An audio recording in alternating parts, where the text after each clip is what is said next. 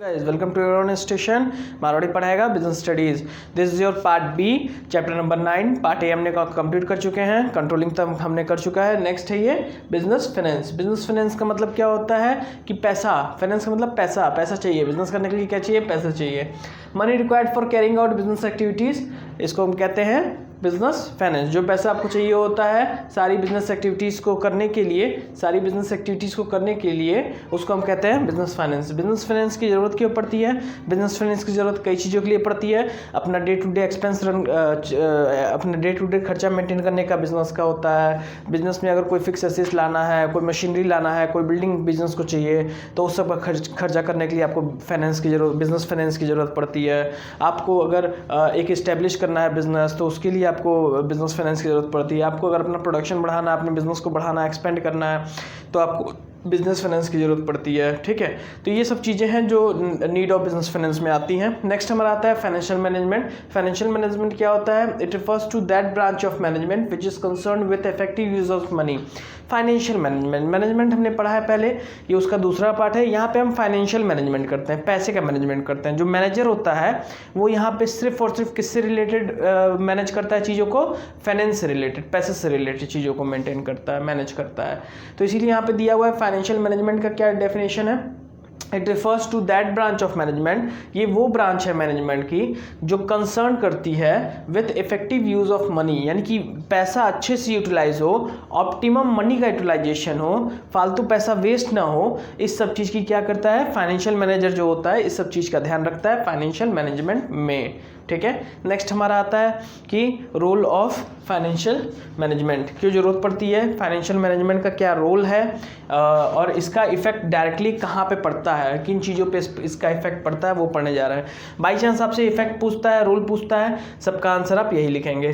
Size and composition of fix asset. इसमें क्या है? साइज, आपके बिजनेस का कितना साइज होगा, कितना कंपोजिशन ऑफ फिक्स एसेट होगा, मतलब कितना आपके पास, कितना इकट्ठा आप करेंगे फिक्स एसेट को, कितनी कंपनी की गाड़ियाँ होंगी, कितनी कंपनी का मशीनरी होगा, कितना कंपनी के नाम पे बिल्डिंग होगा. ठीक है, वो सब चीज़ें आप क्या करेंगे, उसको कहते हैं कंपोजिशन. कंपोजिशन का मतलब होता है इकट्ठा करना. ठीक है, क्या रेशियो में आप ये इकट्ठा करेंगे, तो ये आपके डायरेक्टली किस पे डिपेंड होता है? फाइनेंस पे डिपेंड होता है. तो फाइनेंस मैनेजर देखता है कि पैसा कितना इन्वेस्ट करना है, कितना नहीं करना है. ये ऑर्गेनाइजेशन पे डिपेंड होता है, कितना बड़ा ऑर्गेनाइजेशन बनाना है, कितना छोटा ऑर्गेनाइजेशन बनाना है, कितना फिक्स एसेट रखना है, क्या कंपोजिशन रहेगा फिक्स एसेट का. ये सब चीज़ें कौन डिसाइड करता है? फाइनेंशियल मैनेजर डिसाइड करता है. और फाइनेंशियल मैनेजमेंट के अंदर ये एक इम्पॉर्टेंट रोल प्ले करता है. ऐसे डिसीजंस जो आपके ऑर्गेनाइजेशन के डायरेक्टली जो है रिलेटेड है.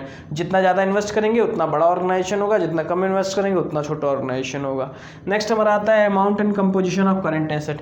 कितना अमाउंट, कितना कंपोजिशन मतलब क्या होता है कि कितना इकट्ठा हम करेंगे करंट एसेट को.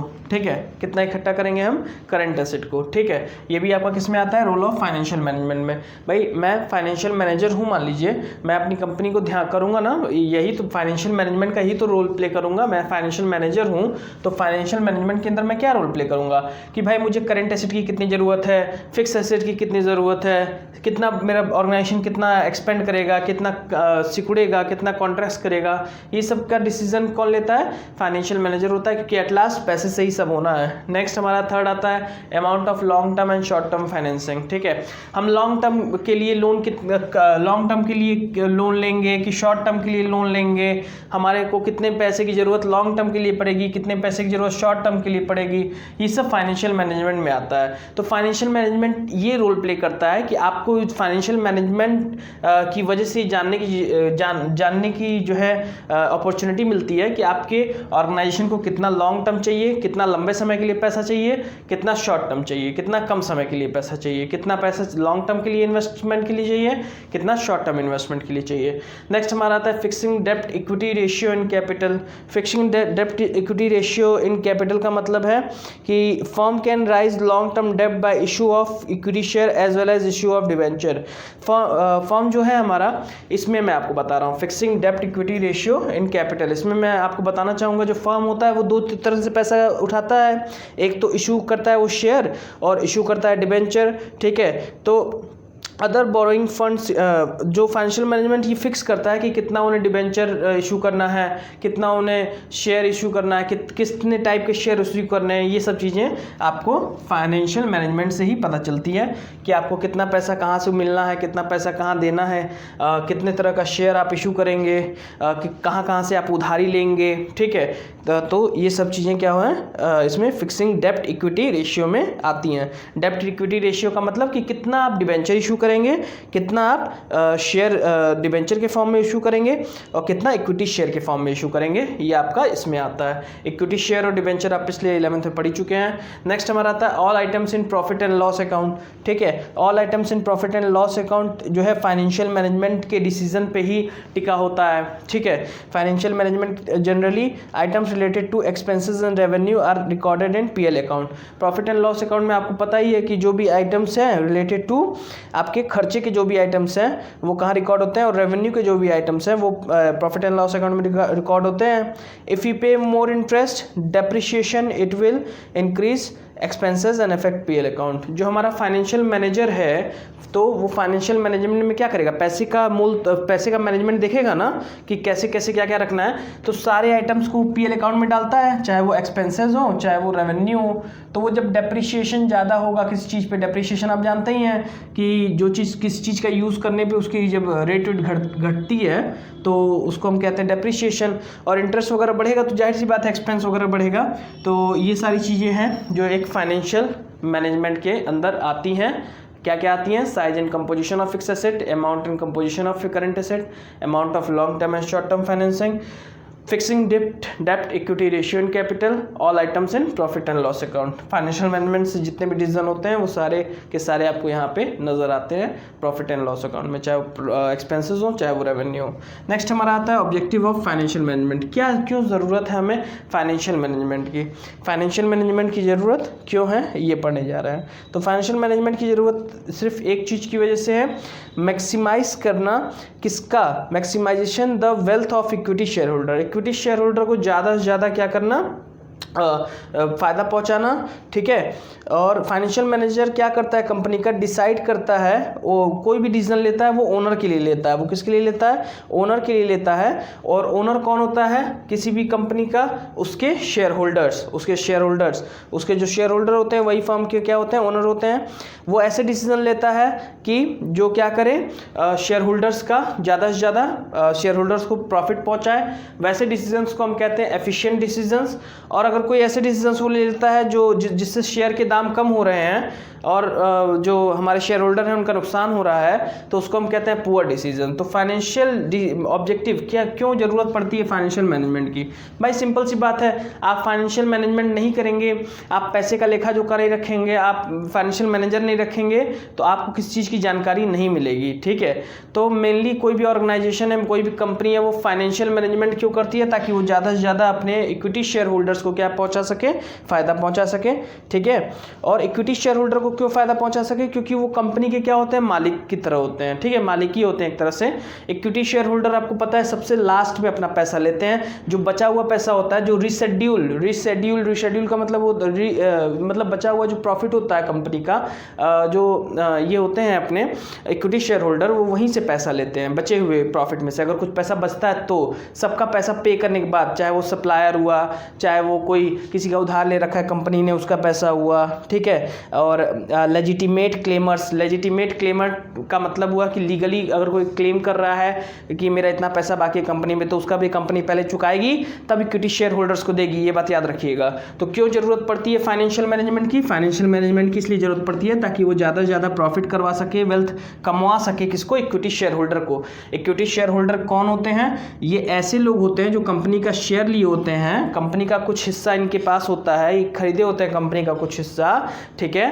और ये कंपनी से डिविडेंड, इनको प्रॉफिट कब मिलता है कंपनी से, जब सबका पैसा बट जाता है, सबका प्रॉफिट में से सबका एक्सपेंस सब कुछ कंपनी दे देती है, और तब कुछ पैसा अगर बचता है रिशेड्यूल प्रॉफिट में से इनको पैसा दिया जाता है, ठीक है। और ये कंपनी के मालिक होते हैं, इनको कैसे इनको कैसे इनका फ़ायदा करवाया जाता है। इनका फॉर्मूला क्या है, नंबर ऑफ़ शेयर्स, जितना शेयर लिए रहते हैं, खरीदे रहते हैं, और मार्केट प्राइस पर शेयर। तो फाइनेंशियल मैनेजर ऐसे डिसीजंस लेने की कोशिश करता है कि नंबर ऑफ़ शेयर तो उतना ही है, मान लीजिए 100 मैंने लिया है, 100 मैं इक्विटी शेयर होल्डर हूँ किसी कंपनी का, मैंने 100 शेयर लिए हैं, और मार्केट प्राइस मेरे कंपनी के फाइनेंशियल मैनेजर ने कोई ऐसा डिसीजन लिया कि मार्केट प्राइस मेरे शेयर का 10 से 20 हो गया। तो पहले मैंने ये 1000 हुआ था, अब मुझे फ़ायदा हुआ कितने का, 20 होने की वजह से मार्केट वैल्यू 2000। तो ऐसे डिसीजन लेता है फाइनेंशियल मैनेजर एक कंपनी का, ठीक है, कि इक्विटी शेयर होल्डर्स को ज़्यादा से ज़्यादा क्या हो, फ़ायदा हो उसका। ये आपका देख सकते हैं यहाँ पे फॉर्मूला है, number of share into market price पर शेयर। मार्केट प्राइस फ्लक्चुएट होती रहती है शेयर की। अच्छा, और क्यों फाइनेंशियल मैनेजमेंट हम करते हैं, मैक्सिमम प्रॉफिट के लिए, ठीक है, मीटिंग ऑफ फाइनेंशियल कमिटमेंट्स, अगर किसी को पैसा लेन देन देना ना है उसके लिए, मेंटेनेंस ऑफ लिक्विडिटी। लिक्विडिटी का मतलब होता है कि जो चीज़ें तुरंत कैश में कन्वर्ट हो जाती हैं, जो चीज़ें तुरंत कैश में कन्वर्ट हो जाती हैं उसको हम लिक्विडिटी कहते हैं। तो इसको मेंटेन करने के लिए, ठीक है। नेक्स्ट आता है प्रॉपर यूटिलाइजेशन ऑफ फंड। आपको 100 रुपया किसी ने दिया है, तो अगर फाइनेंशियल मैनेजमेंट नहीं करके चलेंगे, इस कोरोना के लॉकडाउन में जिसने फाइनेंशियल मैनेजमेंट करके चला होगा उसके पास सेविंग होगी, जिसने नहीं करके चला होगा वो बर्बाद हो गया होगा, वो भीख मांगेगा सड़क पे, ठीक है। तो इसलिए प्रॉपर यूटिलाइजेशन ऑफ फंड क्यों जरूरी है ऑब्जेक्टिव ऑफ फाइनेंशियल मैनेजमेंट में, ये सबसे इंपॉर्टेंट है, प्रॉपर यूटिलाइजेशन ऑफ फंड, कि आपको अच्छी तरह से पैसे का यूटिलाइज करना है। मेनली क्यों किया जाता है फाइनेंशियल मैनेजमेंट एक ऑर्गेनाइजेशन में, इसकी वजह से maximisation of wealth of equity share holder. Guys, this is financial decision. Next topic है हमारा फाइनेंशियल डिसीजन। फाइनेंशियल डिसीजन में 3 तरीके के डिसीजन आते हैं। जो फाइनेंशियल मैनेजर होता है वो क्या करता है, 3 तरीके के डिसीजन लेता है, इन्वेस्टमेंट डिसीजन, फाइनेंसिंग डिसीजन और डिविडेंड डिसीजन, ठीक है। तो पहला हम पढ़ने वाला है इन्वेस्टमेंट डिसीजन क्या होता है। इन्वेस्टमेंट डिसीजन का एक और नाम होता है कैपिटल बजटिंग डिसीजन। इसका ये मतलब होता है कि आपको कहाँ इन्वेस्ट करना है, कहाँ आप इन्वेस्ट करेंगे, वो उसका डिसीजन होता है। ये it refers to selection of assets in which funds will be invested by business. ये उन चीज़ों का सिलेक्शन करता है, उन एसेट्स का सिलेक्शन करता है जिसमें फंड इन्वेस्ट करने वाला है बिजनेस के लिए। अब जैसे मेरा फाइनेंशियल मैनेजर है, मान लीजिए मुझे एक स्कूल खुला है मेरा, ठीक है, तो उसमें मेरा फाइनेंशियल मैनेजर है, मैंने बोला कि बच्चों के लिए टच स्क्रीन वाला जो है ऑडियो विजुअल रूम बनेगा, ठीक है। तो उसने फाइनेंशियल मैनेजर बोला कि सर इतना इन्वेस्टमेंट करना नहीं सही है, क्योंकि अभी के लिए स्टार्टिंग है, स्टार्टिंग में हम लोग कम इन्वेस्टमेंट से विदाउट टच स्क्रीन वाले से भी काम कर सकते हैं। तो ये क्या हुआ, ऐसा एसेट बनाएगा मेरे लिए मेरा फाइनेंशियल मैनेजर, जो क्या करेगा, मेरे बिजनेस के लिए इन्वेस्टमेंट करने का पूरा रास्ता खोलेगा। तो इन्वेस्टमेंट डिसीजन क्या होता है, it refers to selection of assets, ऐसे एसेट्स का सिलेक्शन करना जो कि बिजनेस में क्या करेंगे, इन्वेस्टमेंट के लिए काम आएंगे, ठीक है। इसमें 2 तरीके का इन्वेस्टमेंट होता है, long term investment decision, short term investment decision. Long term investment decision का मतलब हुआ ऐसे डिसीजन जो लंबे समय तक, ऐसा पैसा जो लंबे समय तक इन्वेस्टेड रहने वाला है, या ऐसे डिसीजन जो लंबे समय तक इन्वेस्टेड रहने वाले हैं। जैसे मैंने डिसाइड किया कि मुझे एक स्कूल खोलना है, तो स्कूल खोलने में क्या लग सकता है, 10 साल लग सकता है, धीरे धीरे बनेगा बहुत बड़ा स्कूल खोलना है। तो लॉन्ग टर्म इन्वेस्टमेंट डिसीजन है वो, मेरे फाइनेंशियल मैनेजर ने लॉन्ग टर्म इन्वेस्टमेंट डिसीजन बताया मुझे। शॉर्ट टर्म इन्वेस्टमेंट डिसीजन क्या है कि मुझे क्या करना है, डे टू डे लेबर का डे टू डे मुझे पैसा देना है, वो शॉर्ट टर्म इन्वेस्टमेंट डिसीजन है। अब जैसे मान लीजिए मेरा एक और एग्जांपल हो सकता है शॉर्ट टर्म इन्वेस्टमेंट डिसीजन का जो कम समय के लिए इन्वेस्टेड रहे।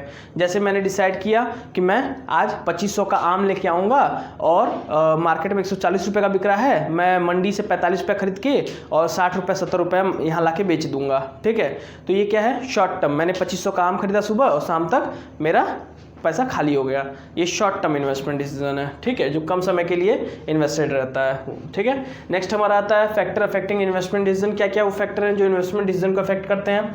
Cash flow of project, cash flow का मतलब है कि कितना पैसा आएगा कितना पैसा जाएगा बिजनेस से। ऐसे डिसीजन, जब भी इन्वेस्टमेंट डिसीजन लिया जाता, जब भी मुझे मान लीजिए मैंने डिसीजन लिया कि मुझे एक स्कूल खोलना है, तो मैं देखूंगा ना कि कितना पैसा लग रहा है, कितना पैसा लगेगा और कितना पैसा निकलेगा। कैश फ्लो, इस पे डिपेंड करता है आपका इन्वेस्टमेंट डिसीजन। तो ये टॉपिक हम पढ़ रहे हैं, फैक्टर अफेक्टिंग इन्वेस्टमेंट डिसीजन। क्या क्या वो फैक्टर हैं जो इन्वेस्टमेंट को अफेक्ट करते हैं, इन्वेस्टमेंट डिसीजन को अफेक्ट करते हैं। मुझे पता चला स्कूल में बहुत 10 साल तक पैसा लगाना, कैश इनफ्लो कम रहेगा, मतलब पैसा आएगा कम, पैसा जाएगा ज़्यादा, खर्चे ज़्यादा होंगे, तो मैंने अपना डिसीजन चेंज कर लिया, स्कूल नहीं खोलना है अब, ठीक है। तो ये क्या है, कैश फ्लो की वजह से मेरा इन्वेस्टमेंट डिसीजन बदल गया। तो ये फैक्टर अफेक्टिंग इन्वेस्टमेंट डिसीजन, तो पहला हो गया कैश फ्लो ऑफ प्रोजेक्ट। दूसरा हो गया रिटर्न ऑन इन्वेस्टमेंट। मान लीजिए मैं 1 करोड़ रुपया कहीं इन्वेस्ट कर रहा हूँ, तो मैंने पता किया कि उसमें रिटर्न क्या है, इन्वेस्ट करने पे 1 करोड़ रुपया कितना मुझे एज अ प्रॉफिट हर साल मिलेगा, तो पता चला 10 रुपया मिलेगा। तो मैंने क्या किया, इसको विड्रॉ कर लिया कि मैं नहीं करूँगा, ये इन्वेस्टमेंट नहीं करूँगा क्योंकि इसमें रिटर्न कम है। तो investment decision return on investment की, इन्वेस्ट करके मुझे कितना वापस मिल रहा है उस पर भी इफेक्ट डालता है। रिस्क इन्वॉल्व, कोई भी चीज़ आप कर रहे हैं, कोई भी इन्वेस्टमेंट कर रहे हैं तो उसमें कितना रिस्क इन्वॉल्व है। जैसे मान लीजिए मुझे एक ब्रेड की फैक्ट्री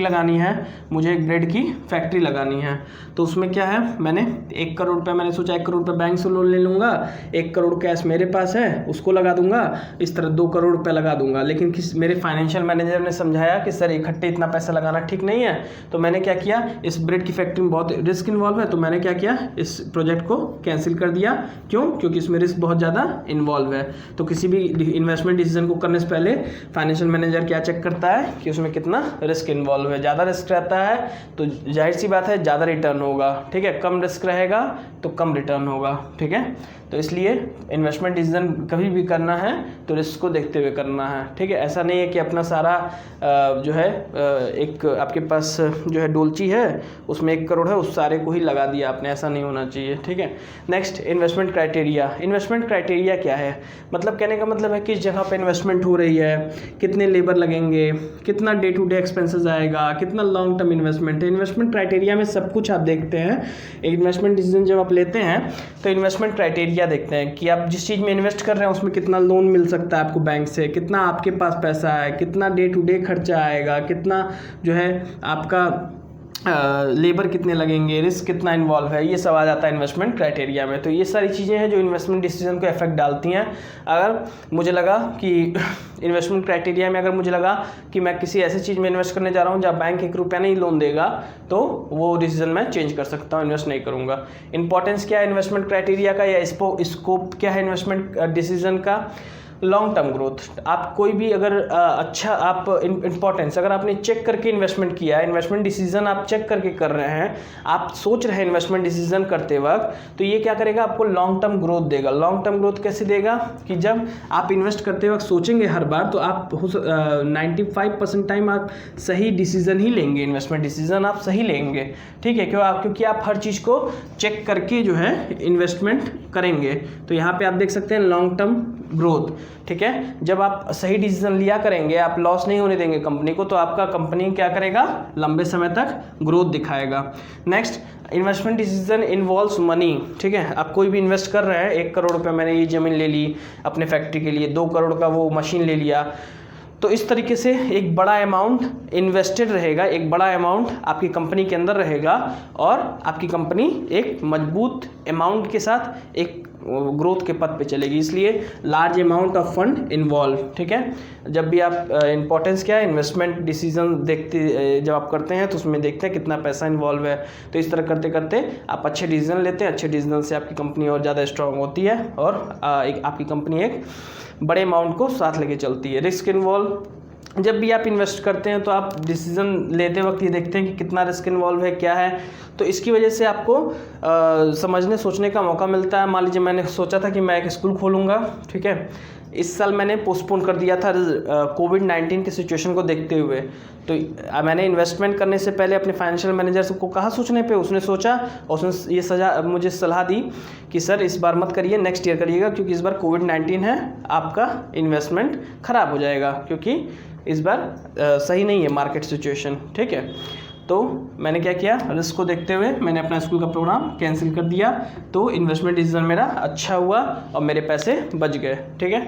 ये इंपॉर्टेंस है। इरिवर्सिबल डिसीजन, जो हमारे इन्वेस्टमेंट डिसीजन है वो इरिवर्सिबल है, वो बदल नहीं सकते हैं। आज मैंने स्कूल में अगर हाथ डाल दिया है, 1 करोड़ रुपए की ज़मीन ले ली है, उस पर आधा स्कूल बनवा दिया है, तो अब मैं पीछे नहीं हट सकता हूँ, मुझे उसको पूरा करवाना ही होगा। तो जब मैंने इन्वेस्टमेंट डिसीजन लिया था तो उस वक्त अगर मैं सोचूंगा तो आज मैं परेशान नहीं रहूँगा। मान लीजिए मैंने ब्रेड की फैक्ट्री मुझे लगानी है, मैंने बिना सोचे समझे इन्वेस्ट कर दिया 1 करोड़ रुपया और 1 करोड़ रुपया वो ख़राब हो गया। 1 करोड़ रुपया फिर बैंक से इन्वेस्ट कर दिया, वो भी ख़राब हो गया। तो मैं सड़क पे आ गया, सड़क पे मैं तब नहीं आता, और हाँ इस डिसीज़न को मैं बदल नहीं सकता हूँ, पीछे जो मशीन लाया हूँ उसको वापस उसी दाम पे नहीं बेच सकता हूँ, ठीक है। इसलिए इसको कहते हैं irreversible decision. Investment decision irreversible decision होता है। आपने कोचिंग खोलने का सोचा तो आपने कोचिंग खोल दिया, इन्वेस्ट कर दिया उसमें 1 लाख रुपया, अब उसको आप चेंज नहीं कर सकते हैं। इसलिए इंपॉर्टेंट है इन्वेस्टमेंट डिसीजन लेते वक्त आप फाइनेंशियल मैनेजर सोचे समझे। Next financing decision. Financing decision का क्या मतलब है?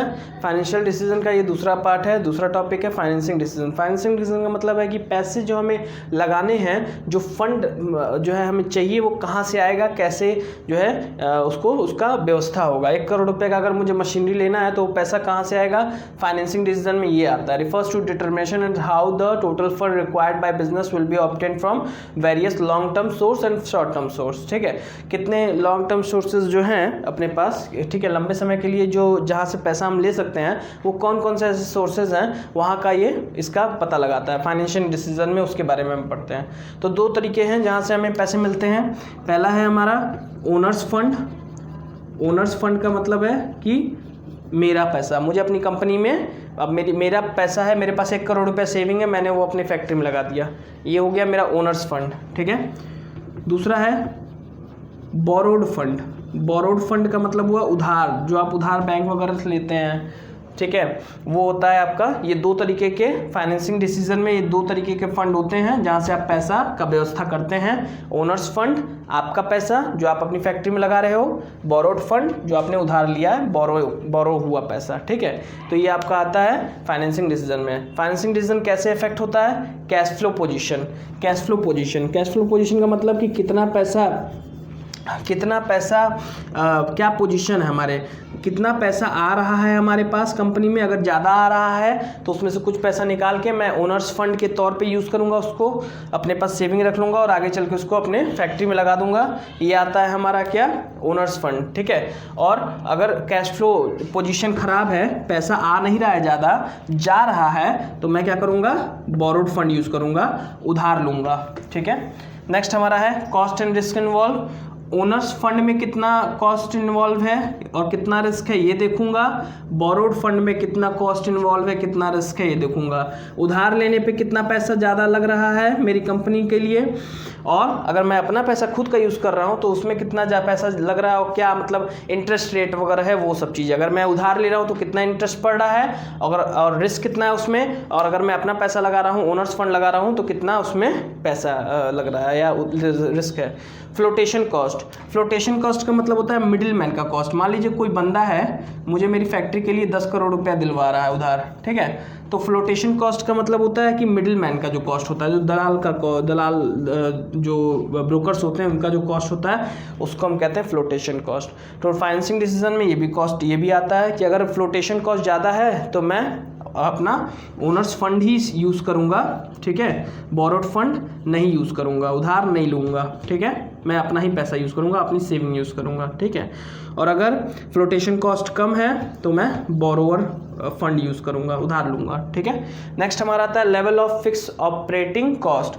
मान लीजिए मैंने सोचा कि मुझे अपने बिजनेस को बढ़ाना, उसके लिए मैंने पैसा जो है राइज करने का सोचा, फंड राइज करने का सोचा, तो मैंने बैंक बोरोड फंड लेने का सोचा, लेकिन मुझे पता चला कि जो ऑपरेटिंग कॉस्ट है, जो फिक्स ऑपरेटिंग कॉस्ट है, जिससे मुझे लोन बैंक से जो मिलना है उस पर जो कॉस्ट है वो ज़्यादा है। तो मैंने डिसाइड किया कि बोरोड फंड नहीं यूज़ करके हम ओनर्स फंड यूज़ करेंगे। क्या यूज़ करेंगे? ओनर्स फंड यूज़ करेंगे, ठीक है। तो ये सारी चीज़ें जो अफेक्ट करती हैं फाइनेंशियल डिसीजन को, हमारे फाइनेंस डिसीजन को। कंट्रोल कंसिडरेशन, कितना कंट्रोल रहेगा। अगर मैं बोरोड फंड यूज़ करता हूँ, अगर मैं किसी से उधार ले रहा हूँ, तो मेरे बिजनेस पे मेरा कितना कंट्रोल रहेगा। अगर मैं ओनर फंड यूज़ कर, मान लीजिए बोरोड फंड मैंने किसी से उधार लिया, तो हो सकता है कोई ये भी मुझसे साइन करवा ले कि अगर ये पैसा तुम नहीं दे पाए तो ये बिज़नेस मेरा हो जाएगा, या मैं तुम्हें इस बिज़नेस में पूरा अधिकार नहीं, पूरा डिसीजन तुम अपने हिसाब से नहीं लोगे मुझसे पैसा लेने के बाद। बोरो अगर मैं मान लीजिए मेरे दोस्त से पैसा ले रहा हूँ, तो हो सकता है वो बोल दे कि मैं भी तुम्हारे डिसीजन में शामिल रहूँगा, तुम अपने मन से डिसीजन नहीं ले सकते। तो यानी कि मेरा कंट्रोल पूरे बिजनेस पे नहीं रहेगा, तो इसलिए हो सकता है मैं अपना बोरोड फंड ना यूज़ करूँ, मैं ओनर फंड यूज़ करूँ, अपना सेविंग यूज़ करूँ। ठीक है, नेक्स्ट मेरा आता है स्टेट ऑफ कैपिटल मार्केट। जब भी मैं डिसीजन लूँगा तो मैं ये देखूँगा कि स्टॉक मार्केट कैसा चल रहा है, कितने शेयर अप हैं, कितने डाउन है, कहाँ से पैसा उठाया जा सकता है, कहाँ से नहीं उठाया जा सकता है, कितना बोरोड फंड लिया जा सकता है, कितना ओनर्स फंड लिया जा सकता है, क्या इंटरेस्ट रेट चल रहा है, बैंकों की क्या पोजीशन है, ये सारी चीज़ें मैं इसमें देखूंगा। तो ये सारे फैक्टर्स हैं जो अफेक्ट करते हैं आपको फाइनेंस डिसीजंस में।